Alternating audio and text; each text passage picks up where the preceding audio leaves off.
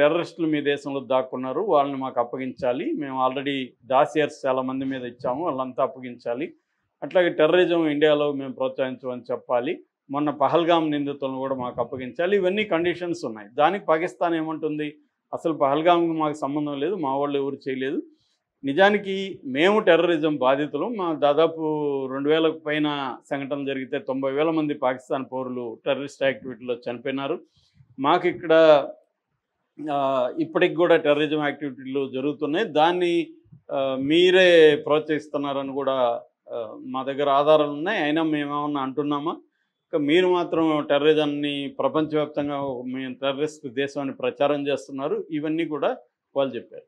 ఇది ఏంటంటే ప్రాబ్లం, మన యాంగిల్ కరెక్టే మన వైపు నుంచి చూసినప్పుడు, ఎందుకంటే ఎంతకాలం భరించాలి వాళ్ళ టెర్రరిజాన్ని, సో టెర్రరిజం ఆపండి లేకపోతే మేము చర్యలు తీసుకుంటాం అనేది ఖచ్చితంగా మనం బెదిరించాల్సిన అవసరం ఉంది.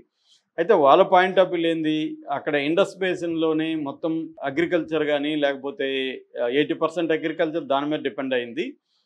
రెండవది ఈ మధ్య కాలంలో ఏమైందంటే 113 కిలోమీటర్లు మనం ఒక కాలువ తవ్వాం, అది ఎక్కడంటే చేనాబ్ రావి బీచ్ సట్లజ్ కెనాల్ లింక్ అంటారు, ఆ లింక్ తవ్వడం వల్ల నీటిని మళ్ళిస్తున్నాం. మనం మామూలుగా మన వాటర్ని అన్ని నదులను ఆపడం కూడా మన వల్ల కష్టం, ఆ వాటర్ని మనం ఏం చేస్తాం, మనం ఆపితే బలవంతంగా మనకు వరదలు వస్తాయి అనేది, దానికి అనుకూలంగా వీళ్ళు ఏం చేస్తున్నారంటే కాలువలు తవ్వి వాటర్ని డైవర్ట్ చేయడం, లేకపోతే ప్రాజెక్టులలో బలంగా నింపి దాన్ని వదిలేయడం, ఇవన్నీ చేస్తున్నారు.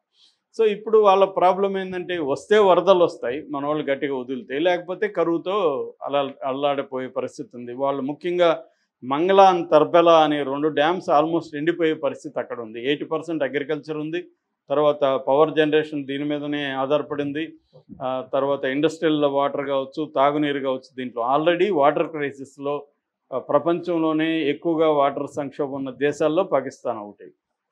కాబట్టి వాళ్ళ అగ్రికల్చర్ దాదాపు 25% నుంచి 30% జీడిపిలో అగ్రికల్చరే ఉంటుంది వాళ్ళకి. ఇంత ఇబ్బందుల్లో ఉంది కాబట్టి వాళ్ళు మాట్లాడడాన్ని మనం అర్థం చేసుకోవచ్చు. బట్ యుద్ధం వస్తుందా అంటే యుద్ధం రాకపోవచ్చు, దీనివల్ల యుద్ధం వస్తుంది అనేది డౌట్ఫుల్లే, కానీ చెప్పలేము. ఒక్కోసారి సిల్లీ రీజన్స్తో కూడా యుద్ధాలు వస్తున్న సందర్భాలు మనం చూస్తున్నాము. ఇరాన్ ఇజ్రాయెల్ చూస్తున్నాం కదా, ఇజ్రాయెల్ ఒక పక్క, ఇరాన్ ఒక పక్క చర్చలకు వెళ్తుంటే కూడా ఇజ్రాయెల్ దాడి చేసింది, మళ్ళీ అమెరికా చేసింది. అదొక విచిత్రమైన కండిషన్. ఏ కామన్ సెన్స్ ఎవడికి ఉన్నా వాడికి అర్థం కాని పరిస్థితి, ఏంట్రా ఇదని. సో అలాంటప్పుడు రేపు పాకిస్తాన్ మాకు వాటర్ వదలలేదని వాళ్ళ కోపంతో ఏం చేయొచ్చు అంటే, ఒకటి సైబర్ అటాక్స్ చేస్తారు ఫస్ట్, అంటే ఈ మన డ్యాములకు సంబంధించిన ఈ మెకానిజం అంత ఉంటుంది కదా, ఎలక్ట్రానిక్ ఇవన్నీ, దాన్ని వాళ్ళు జామ్ చేసి దాన్ని పనిచేయకుండా చేసే వ్యవహారాలు ఉన్నాయి. రెండోది డ్యామ్స్ మీద, మనం కట్టిన కాలువలు డ్యామ్స్ ఉన్నాయి కదా, దీని మీద కిషన్ గంగా కావచ్చు, లేకపోతే రాత్రిలే కావచ్చు, ఇలాంటి వాటి మీద బాంబులు వేసి వాటిని పేల్చేసే అవకాశాలు ఉన్నాయి. డ్యాముల్ని సబటేజింగ్ డ్యామ్స్ అంటారు.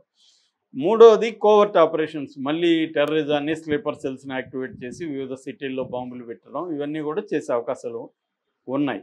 అంతేగాని ఆల్ అవుట్ వార్ వస్తుందంటే చెప్పలేము, ఎందుకంటే అవన్నీ వాళ్ళు చేసినప్పుడు ఇండియా గమ్మున ఉండదు కదా. కాబట్టి మళ్ళీ యుద్ధం అయితే వచ్చే అవకాశం అయితే లేదని కంప్లీట్గా చెప్పలేం. కాకపోతే పాకిస్తాన్ ఇమీడియట్గా అయితే చర్యకు పూనుకోకపోవచ్చు. అది ఇంటర్నేషనల్ కమ్యూనిటీని, యుఎస్ని, యుఎన్ని, వరల్డ్ బ్యాంక్ని, వీళ్ళందరినీ రంగంలో దించవచ్చు. చైనా వాళ్ళ ఫ్రెండే కాబట్టి చైనాని రంగంలో దించి ఇండియా మీద ప్రెజర్ అయితే క్రియేట్ చేసే అవకాశం ఉంది. ఈ ప్రెజర్కి ఇండియా తలగ్గుతుందా లేదా అనేది మనం చూడాల్సిన అవసరం అయితే ఉంది.